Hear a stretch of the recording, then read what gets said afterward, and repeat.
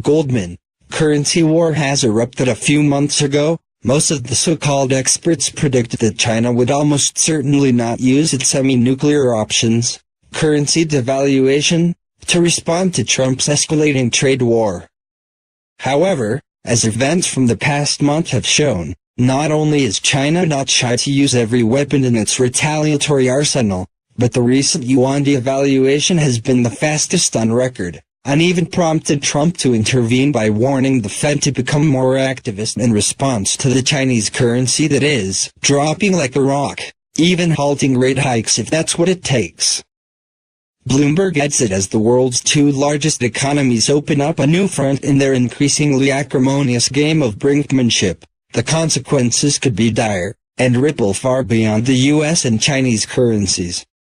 Everything from equities to oil to emerging market assets are in danger of becoming collateral damage as Beijing and Washington threaten the current global financial order. The real risk is that we have broad-based unraveling of global trade and currency cooperation, and that is not going to be pretty, said Jens Nordvig, Wall Street's top-ranked currency strategist for 5 years running before founding Exante Data LLC in 2016. Trump's rhetoric over the last 24 hours is certainly shifting this from a trade war to a currency war. Picking up on our discussion from earlier, Bloomberg then notes that China's shock yuan devaluation in 2015 provides a good template for what the contagion might look like, according to former Goldman head FX strategist, Robin Brooks, who is currently chief economist at the Institute of International Finance. Risk assets and oil prices would likely tumble as worries about growth arise, hitting currencies of commodity exporting countries particularly hard, namely, the Russian ruble, Colombian peso and Malaysian ringgit, before taking down the rest of Asia. Asian central banks will initially try to stem currency weakness through intervention, Brooks said. But then Asian central banks will step back, and in my mind, the big underperformer on a 6-month horizon could be Asia. Of course, as Botha also explained earlier, this has not happened due to the market's belief that the global economy is strong enough, for now, to deflect the deflationary wave set to emerge from China, although that particular assumption could very quickly be put to the test with dire consequences. Now the latest to admit that currency war has erupted is none other than Goldman Sachs, which writes in a note released on Friday afternoon that trade war is evolving into currency war. Goldman economist Zach Pandel explains why. President Trump this week brought currency matters to the center of ongoing trade disputes between the U.S. and other economies, stating in a CNBC interview that dollar strength puts the U.S. at a disadvantage, and then commenting on Twitter that the U.S. should be allowed to recapture what was lost due to illegal currency manipulation. Goldman then discusses how Trump's jawboning of the Fed will impact both the Fed's outlook on the global economy and negotiations with foreign nations. The evolution of the conflict to more directly focus on FX would be consistent with how major trade disputes have played out in the past, often involving negotiated dollar weakness as well as the administration's goal of reducing the U.S. trade deficit. We do not think the president's comments on the Fed affect the outlook for U.S. monetary policy. However, they could impact how other countries are approaching trade disputes, either by bringing them to the negotiating table or affecting currency policy directly. There are 3 direct consequences of this posture, which Goldman thinks could lead to 2 direct outcomes: a weaker US offset by stronger RMB, and a more stable yuan, as the U.S. could interpret further depreciation as a form of retaliation. That the correlation between trade tensions and FX will change, such that an escalating conflict may not result in consistent US gains. That other reserve currencies, particularly RMB, should find support, and that KNY will be more stable, as the U.S. could interpret further depreciation as a form of retaliation. Finally, when analyzing the currency war from the perspective of China, Goldman writes that while it is unclear how Chinese policymakers will respond to the latest comments from the White House, it believes there are 2 key reasons why any further KNY depreciation would likely be limited and gradual. and why chasing used/knee higher is probably the wrong trade. First, capital controls look effective, as the 4% depreciation in the yuan versus the dollar in June only resulted in limited outflow pressures. Second, although copper prices have declined sharply, direct measures of China activity growth are still solid, with our June CPI tracking 7.5%, and Chinese policymakers have taken actions to support growth. Of course, if Trump's calculus is correct and the trade war inflicts far greater pain on China's economy than most expect, then Beijing will have no choice but to aggressively expand its devaluation, pushing the USD beyond 7.0, especially if, as Goldman claims, the capital controls firewall is solid and impermeable to stabilize its rapidly decelerating economy, eventually converging with the market shock scenario of 2015. Because, as Goldman also wrote some time ago, the only way for Trump to realize if he is winning or losing the trade war is for the U.S. stock market to crash, a fact which is all too clear to China. The economy is cracking up. Are you? Economic cracks big enough to drive a car industry into are opening up all over the globe. Trade gaps are opening up between major allies. Widening spreads between the dollar and other currencies are shredding emerging markets. As we start into summer, these cracks and several others described below have become big enough to get everyone's attention, just as I said last year would become the situation. I had, as readers here know, predicted the same for last summer, but revised my timing to this summer after Trump was elected and the hope for tax cuts lit on fire one of the world's greatest stock rallies. Those tax cuts are also creating another rapidly rising gap between government revenue and government spending. That rally died, pretty much as I said it would, almost as soon as those tax cuts became law. In fact, it died a little sooner than I said it would because I thought the tax cuts would provide more economic levity than they have. The Dow and S&P 500, as of last Monday's close, hit their longest correction period since 1984. That's more than half of my lifetime since we saw a correction period last this long. However, now that the trade war is officially engaged, FANGMAN stocks, Facebook, Apple, Netflix, Google, Microsoft, Amazon and Nvidia are taking the market up again. Whether they will undo my prediction that the second leg down in the stock market will occur in early summer remains to be seen. Even so, this past Monday, when nearly every expert fully expected Netflix would blaze the trail upward as markets refocused on earnings, Netflix shares got slammed, down 13% in one mammoth stomp, because it had almost 20% fewer new subscribers than it had projected in April. Other Netflix news, such as revenue, was pretty much as expected or even a little better, meaning the reaction was, well, a bit panicky perhaps. It is what happens when everyone is leaning on the same 7 stocks to save them in the world, and the first one to report has wobbly legs. Netflix blamed the shortfall on its emerging markets, where a strengthening dollar crippled its projected growth. Ah, well, that's still one of those cracks, and that means all is not even well in the FANGMAN stocks. Turns out emerging markets do have contagion that can hammer the United States' leading stocks.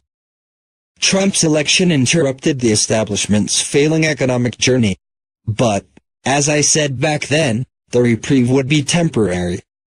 The collapse would resume. The Trump rally was due, as David Stockman said, to people getting high on opium. In reality, the Fed's fake recovery was already on a path to failure, which it would take back up as soon as delirious hope gave way to the reality that failure was already baked into the recovery and that tax cuts of the kind Trump was providing would do little more than stimulate the world's greatest wave of stock buybacks so that the insider money could get out of stocks, which it has been doing. As an interesting side note, Team Trump forgot to wipe out a provision in the tax code that allows individuals to pay the corporate tax rate instead of the personal rate if they want to. That provision was made when corporate rates were higher during the Kennedy administration, so that people rarely had a reason to opt for the corporate rate. Because Congress forgot to remove that provision, the wealthiest individuals in America can now pay less than the middle class at 21%. But what can you expect? Fed Pops Copper's topper. I've written a lot this year about the Fed's quantitative tightening as being the ultimate guarantee that the economy is going to sink, so I won't write more on that here. I will, however, note the coincidence now with Dr. Copper verifying my diagnosis. As the global economy goes, so goes the price of copper. Thus, copper is called Dr. Copper because it is often watched as a life sign for how the global economy is doing. Copper has finally started falling, after a period of healthy growth during the Trump rally. Here is a graph of what copper prices have done in direct correlation with the Fed's quantitative tightening. It is not that the Fed's actions directly change copper prices, but that, if they hurt the global economy, any downturn there will be reflected in a short time in what happens with the price of copper as demand for copper falls. The price of copper flattened when the Fed began QT and then turned sideways at that level all year. Not long after the Fed's last increase in its rate of QT, copper finally began to fall. If copper is still accurate as an economic gauge, it means global growth, which was rising harmoniously last year, stalled with the Fed's start of QT and, since the start of summer, it has been falling precipitously. Imminent inversion of the prophetic yield curve. The moves of greatest interest are all happening in interest. Another sign of how well the Fed's program is working, one that nearly every analyst is concerned about, is the spread between interest rates on short-term bonds and long-term bonds.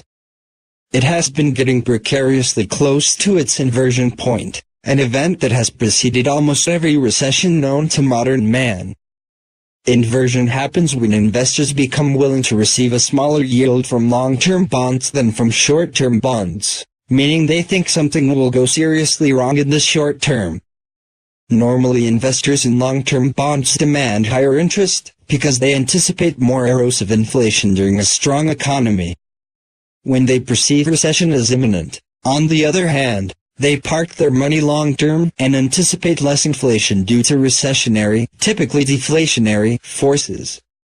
If nothing else, inversion of the yield curve, since it is closely monitored as a key indicator by most investors, can be a self-fulfilling prophecy wherein markets fall because investors suddenly expect them to fall and act accordingly. At less than 0.25% difference between the long end of bond interest, 10-year Treasury note, and the short end, 2-year note, the yield curve is now the lowest it has been since the start of the Great Recession, 2007.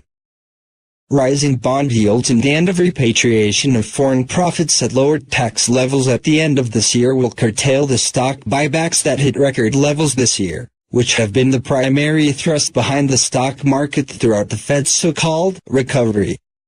Rising bond yields also compete for interest in stocks. One other sign of impending recession: the spread between the interest rates of risky corporate bonds versus safe treasury bonds has increased to the critical level as a gauge that it hit just before or during 6 of the last 7 recessions. The China syndrome. Again, many financial experts are still arguing blindly that we are not yet in a trade war, and the stock market seems to be flitting back and forth on the idea. Yet, China has already promised retaliation against the tariffs Trump has already imposed, and Trump has already promised counter-retaliation to China's retaliation if it happens, in the form of another $200 billion worth of Chinese goods that will receive tariffs of 10%. And this week Trump upped his bet more and threatened the possibility of tariffs on all Chinese goods about $500 billion worth. You can say, all the market evidence is turning out bad for China, so Trump will win, but we already know that what is bad for trade in China is bad for the world. We've seen that play out before in 2015. Confirmation that China's economy is slowing amid an escalating trade war is a worrying omen for global growth.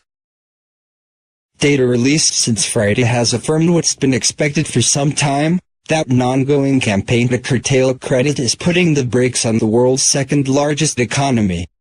Given that China generates as much as a third of global growth, that means headwinds not just for China's economy, but for the world's too. Newsmax. The broader U.S. stock market seems to be just counting down the days of advance into this trade war in sit-a-winning fashion until all of this actually happens. Investors appear to be hoping it is mostly negotiating rhetoric, but David Stockman, President Reagan's Director of Office of Management and Budget, says Trump doesn't have a clue about what he's doing because Chinese tariffs in recent years are nothing, about 3.5% on average against 1.7% average by the U.S. Stockman was famously taken to the woodshed by President Reagan for his statements in the 1981 Atlantic Monthly article that supply-side economics, the backbone of the Reagan economic revolution, was a Trojan horse that would ultimately benefit the rich. Now he says, the fact is, we are heading into a massive trade war in the world. Trump doesn't know what he's doing at all. He is making it up. He is a hopeless protectionist with a 17th century view of the world. We have an absurd policy, dangerous, stupid. The worst that I've seen since my whole career started in 1970 under President Richard Nixon, and he did some crazy things. Global Macro Monitor. China's stock market has already fallen badly, and Chinese credit markets are tightening up rapidly. Chinese GDP growth is the weakest since 2009. If you have any doubt as to how the crashing Chinese economy can break destructively against U.S. shores, remember the Chinese-induced summer flash crash of 2015 when S&P futures plunged 12% in 1 week. It's the spillover effect that most worries economists, given China's central role in the regional and global supply chain that feeds America's economy with goods and services. We have not seen the worst yet, said Iris Pang, Greater China economist at Bank Nevada in Hong Kong. For the rest of the world it begins with a bilateral trade war between the U.S. and China, but it would not end with a bilateral impact. Global supply chains, shipping companies, foreign investment hurdles from the U.S. government will change global business flows. Newsmax. If nothing else, tariffs will assure inflation for U.S. consumers, and inflation will assure that the Fed is forced to maintain its quantitative tightening schedule, even if the economy starts to go down so fast that the Fed's infamously blind eyes can see it is failing. If inflation rises, the Fed will be caught in a corner, forced to continue tightening into a receding economy. For the Fed, that is their nightmare stagflation scenario. Trump tax cuts and ultra-high government spending failed to deliver while the insanely rich are directly pocketing all corporate tax savings via stock buybacks as they were designed to. Consider how poorly the stock market is doing anyway. All the negative economic facts listed in this article are happening during the largest tax cuts in history. Ineffective. Wages haven't even changed enough this year to keep up with rapidly rising inflation. That means wealth creation, even after the Trump tax cuts, is still failing to trickle down in order to improve consumer spending capabilities. The Organization for Economic Cooperation and Development (OECD) warns that positive employment trends are at risk of being derailed by unprecedented wage stagnation affecting low-paid workers. This is as much true in the U.S. as other parts of the world. Compare wage growth in 2007 to 10 years later. In spite of tax cuts, wage growth in the U.S. falls short of the growth rate in 2007 by more than half. And consider. Explosion of personal debt will lead to personal explosions. One thing that has gone up, even though the stock market is mostly churning sideways and wages are losing to inflation, is personal debt. People here in the 99% where I live make up for the lack of wage growth by taking out more debt to try to maintain a standard of living that our constantly lagging wages will cover. The operative word being maintain, not improve. Financial inequality, meaning here inequality of wealth creating opportunities between the 1% and all the rest, eventually leads to a peasant revolt. I'm not saying we should all have equal wealth, but we are suffering from lack of equal opportunity to create wealth, and the new opportunities are all being hand-delivered to the already wealth. The peasantry doesn't want to revolt by nature, so it takes a lot of oppression to overcome their inertia. But unrestrained greed at the top is getting us there as the stakeholders maintain the tightest stranglehold on wages that they can, while many of the 99% indenture themselves with debt owed to the banksters just to maintain their lifestyle position. Personal indebtedness has climbed from a reasonable move downward during the Great Recession back to an all-time high. Greed has reached its highest level in modern history. Consider that dividends for corporate owners have rarely if ever been higher or more abounding. Stock buybacks have certainly never been higher, which have also filled the pockets of corporate owners, and taxes on corporate earnings are at or near historic lows, as are personal taxes on the wealthy. All of that means corporate owners have never been richer. Now consider that, at the same time, corporations are complaining that they cannot get well-qualified help. But they are also refusing to lift wages in order to get that help. Corporate owners have become so intensely greedy that they will not loosen the grip of their green-stained hands the tiniest bit to let the least thread of a dollar bill escape their grasp in order to get the qualified help they claim their companies need in order to grow. Now that is greed. Corporate tax cuts not paying for themselves, resulting in massive U.S. deficit. According to the latest monthly Treasury statement, the amount collected for individual income taxes throughout the first 9 months of the fiscal year hit a record of $1.3 trillion. But the amount for corporate income taxes, even with record repatriation of accumulated foreign profits, was way down, $68 billion lower than the first 8 months of the last fiscal year. Combining those two facts, the government has in the past 9 months collected less than it has during the same period for any of the previous 5 fiscal years. That tax deficiency, along with Trump's profligate increase in government spending along with the balance of other tax differentials, has left the federal government with a gaping $607 billion break in the budget for the first 9 months of the year. As the trend stands now, June ran an overall $75 billion budgetary gap compared to May's $147 billion deficit. That was, nevertheless, still the second largest June deficit since the pit of the Great Recession. June tax collection under the new Trump tax cuts was down 6.6% year-on-year. Total government debt passed $21 trillion in June.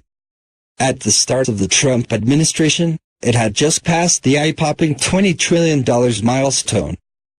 Tax amounts are in constant June 2018 dollars. Big gaps are opening up everywhere. U.S. debt problem compounded by rising interest. That problem is compounded with interest. With interest rates rising, the 2-year Treasury note is now the highest it has been since the start of the Great Recession. Total interest paid on the U.S. debt has never been higher. At over $550 billion a year, half of our massive annual deficit is due to interest on all the previous deficits.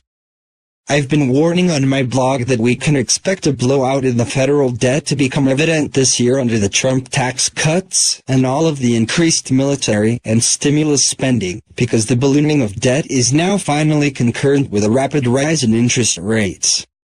High deficits under Obama were partially papered over with practically non-existent interest. You can see the blowout that has just happened on total interest payments in the graph above. The U.S. government is starting, at last, as I've said it would, to find it more difficult to sell debt. Last month, it saw one of its worst Treasury auctions in years. The debt financing struggle right now surges and then relaxes, but the surges of energy required to sell the debt are increasing. U.S. debt problem compounded by fleeing financiers. Another gulf is growing between the U.S. and its fleeing financiers. For about 3 years I've been saying that Russia would divest completely from U.S. treasuries in order to end the hegemony of the U.S. dollar. This is the year in which they have done that. They started back in April and have already divested 4/5 of all their U.S. Treasury holdings. Who can blame them, given all the sanctions the U.S. has placed on them? Why would they want to have their sovereign treasure tied up in wealth the U.S. can freeze or seize? And with trade down, what do they need those dollars for?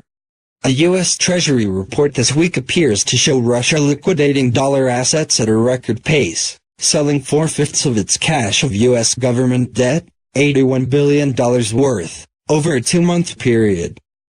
It started in April, when the U.S. imposed the most onerous sanctions yet on allies of Putin. The release caused a stir in the markets, because neither the Treasury nor the Bank of Russia will comment on the transactions. For Sergei Dubinin, Russia's central bank chief from 1995 to 1998, there's no mystery at all. The sales were simply a prudent hedge against confiscation, a possibility that looks more likely every day. Russia, he said, has learned from Iran's experience and is converting its dollar assets into other currencies to safeguard its reserves against any attempts at seizure. Putin has long railed against the dollar monopoly, even referring to the U.S. as a parasite for living beyond its means. In May, after he was sworn in for a 4th term, Putin went further and called for a break from the dollar to bolster the country's economic sovereignty. Newsmax: Russia was once the United States' second-largest financier. With Russia divesting from U.S. dollars almost entirely now and China setting up the yuan to compete as a global trade currency, and with Iran now selling all of its oil outside the petrodollar market due to U.S. sanctions, the move against the U.S. dollar as a global trade currency is strengthening rapidly. These nations once bought a lot of U.S. treasuries, because they did a lot of trade in U.S. dollars.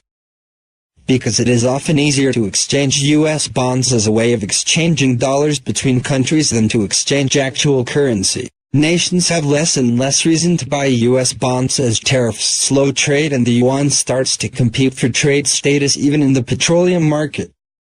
As the dollar becomes increasingly unpopular, the U.S. will have a harder time finding financiers, so it won't benefit as easily from the low-interest comfort zone in which it has thrived. This could ramp up fairly quickly with the trade war leading to currency wars. With trade diminishing due to tariffs and more nations upset with the U.S., it is quite possible the U.S. dollar will find fewer buyers. Dollar days are numbered. Rising interest on all debt already creating crises for emerging markets with total global debt, households, businesses and governments now at $247 trillion. Rising interest rates are a serious problem for everyone, maybe even their bankers, if defaults continue to accelerate. The time bomb we have created has even more risk of blowing up soon if Trump's trade wars decrease global GDP, making it harder for businesses and governments to service their debts. While the U.S. will continue to service its debt for the time being, marginal nations may default, and that can cascade through the banking system throughout the global economy. We are seeing this already in emerging markets, EMs, where the rising value of the dollar compared to local currencies is creating serious financial stress fractures for nations and businesses whose debt obligations are denominated in U.S. dollars. Even the U.S. is not immune to the spread of those cracks coming all the way back to many U.S. investors and some U.S. banks, just as we saw this past week with Netflix. In a new report, the Institute of International Finance, an industry research and advocacy group, says that the debts of some emerging market countries, Turkey, South Africa, Brazil, Argentina, seem vulnerable to rollover risk, the inability to replace expiring loans. In 2018 and 2019, about $1 trillion of dollar-denominated emerging market debt is maturing, says the IF. We had a Goldilocks economy, with decent economic growth. Inflation was nowhere to be seen, allowing central banks, the Federal Reserve, the European Central Bank, to be more accommodative, that is, keeping interest rates low. You could always roll over your debt. However, the probability of this continuing is much less now. The Columbus Dispatch. These experiences give other nations a reason to hate the dollar and to avoid it in the future if they can, so as not to become trapped by moves the U.S. makes in its own self-interest. Inflation lift off at last just in the nick of time, then, to augment the growing problem, U.S. inflation (CPI) is rising per the Fed's long effort to make it do so. Inflation hit 2.9% last week, year-on-year, its highest in 6 years. When you consider that the CPI measure of inflation intentionally factors out some of the worst inflation, the volatile stuff that consumers actually have to pay, that official inflation number is scorchingly hot. If measured as it was back in the high inflation Nixon and Carter years, it would be something near 10%. That is a major crack opening up in the future buying power of the money you have saved now. It also means the Fed won't be able to back out of its quantitative tightening even if it wants to, because it has inflation that it already created finally pushing it to tighten faster. It is becoming caught in an inflation trap. Wholesale inflation, P, also jumped to a 6-year high this week. The producer price index is on more of a tier than CPI, hitting 3.4%. Core wholesale inflation, which strips out energy and food, was 2.9%. That means that consumer inflation is going to continue to increase as inflation happening among producers gets passed along. Some of that P increase is bound to press forward into retail pricing for more CPI inflation down the road. How much P inflation affects consumer price inflation depends on how much producers can absorb in order to hold inelastic retail prices down. Remember, if inflation rises, bond interest rises. If bond interest rises, bond prices fall. If bond prices fall, the bond bubble breaks, and down falls baby, bonds and all.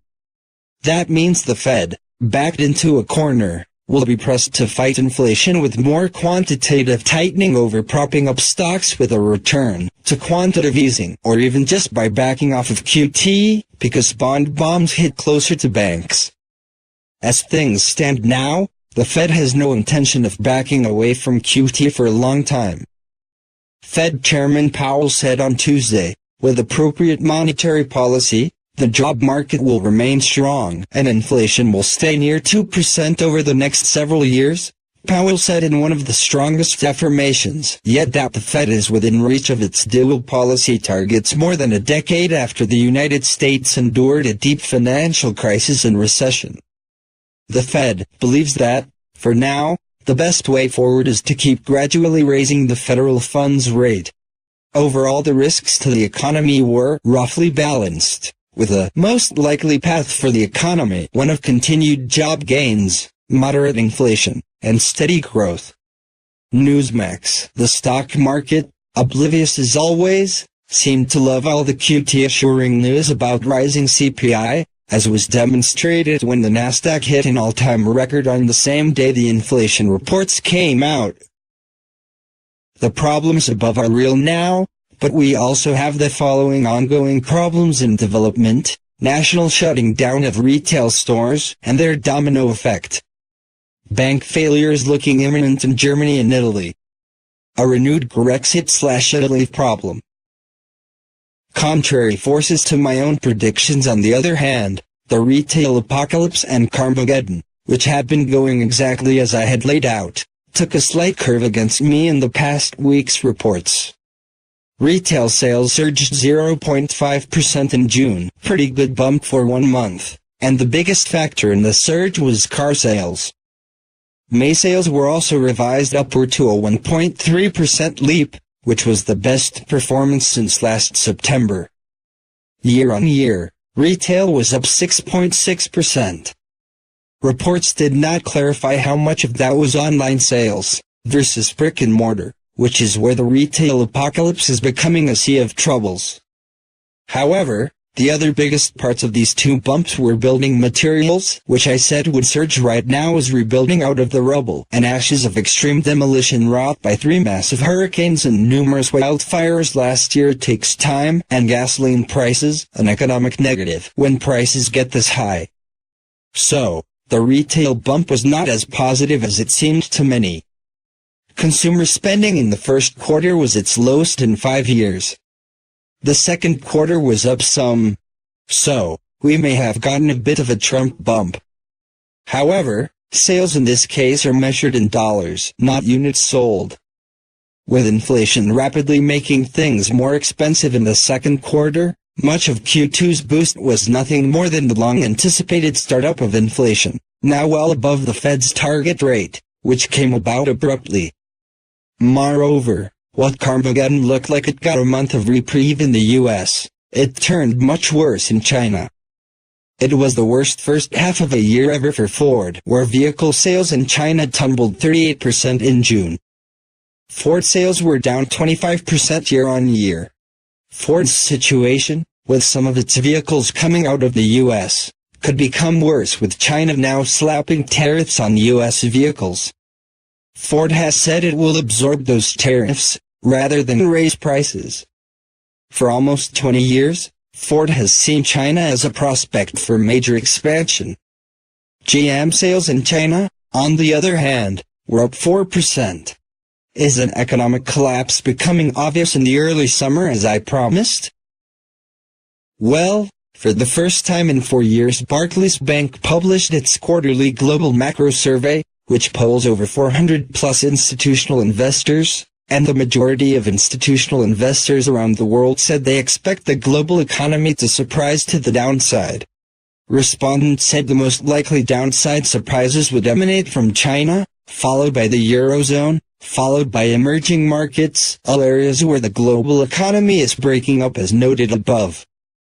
The trends above are pretty serious cracks, and I reported earlier this week about the first signs of the return of decline in housing, which I said would happen by the end of the summer. Whether all of that builds in time to prove the timing of my own predictions is right and to save my blog from my bet that global economic collapse, including for the US, and a US stock market crash will become clear by early summer, first half of the summer, it is certainly a strong and growing body of evidence that the apocalypse is coming. My detractors will be cracking up if I miss my mark, but that is a risk I'm willing to take in order to put out the strongest warning I can. Even more than wanting to warn people, I want to continually point out how wrong the path of recovery has been in hopes that some people in the right places will see that truth when the breakup happens. Otherwise, we will wind up repeating it all over again in some even more grotesque manner, including bailing out banksters all over again. Most of all, I hope to end the insidious religiously held belief in trickle-down economics by pointing out how they never have trickled down and pointing out repeatedly in advance that the current trickle-down attempts will not trickle down either and why they will not trickle down. By saying it in advance, maybe people can realize this knowledge was not just a convenient claim after the fact. It was foreseeable. I hope to do my part to end any excuse for continuing to blunder endlessly back down the path that says the best way to make sure of justice for the poor and the middle class is to take care of the rich, for they are the wealth creators and the job creators. That is obscene nonsense. Shame on any who continue to believe it after so many proofs that it does not work. I am not for a wealth redistribution, but neither do I believe for a second that the 1% have ever paid a greater share of their income in taxes than the middle class, due to their loopholes and the fact that they make most of their money speculating in stocks at lower capital gains rates. Nor do I believe in giving the lion's share of tax breaks in a manner that applies 99% of the benefits toward helping the wealthy 1% get richer. Anyone should have been able to see the breaks were designed to go to stock buybacks. That path will never create a wealth effect for any of the rest of us. It will help your retirement fund if you don't hold the money in stocks long enough to lose it again, but it does nothing to help you and your family until then. When the social fabric is torn with the masses revolting against the next bankster bailouts, I want the greedy bastards to know they could have and should have seen that their own greed was leading us inexorably down this path. Greed contents the seeds of its own destruction, but it takes a fire to make those seeds germinate. And, unfortunately, We are on a path that could easily lead to a great conflagration all over the world, because greed has been repeatedly honored with bailouts and tax breaks in the most rewarding positions in government, to where I believe greed has grown worse than it has ever been in modern history. So, I'd rather go down in flames by betting all my last 5 years riding on what I am saying now than just slip silently and chronically into an everlasting hell of whining about the economy. Mostly unheard. If I do go down in flames, maybe what I've said will be a little more memorable when the collapse comes. That said, the growing number of major economic cracks all over this planet indicate that the next leg down in the stock market could still happen in time to save me from my bet. These gaps in the global economy are finally no longer going unnoticed. People are starting to look around and wonder if things are going to fall apart. Even the largest financial institutions in the world have finally started revising their economic outlooks for the economy, US and global, downward. The apocalypse is coming. I haven't climbed up on my housetop to shout it, but I am shouting it from here. No one listens to people on my housetop anyway. You may wind up cracking up at me as a heckler if I fail, but I'm okay with that because you also may just wind up crack up because you didn't listen. I'd rather risk the former, as I can happily live my life without this blog. It is the least sacrifice to make. I can think of many other fun ways to spend my time, and, if I'm wrong, I will.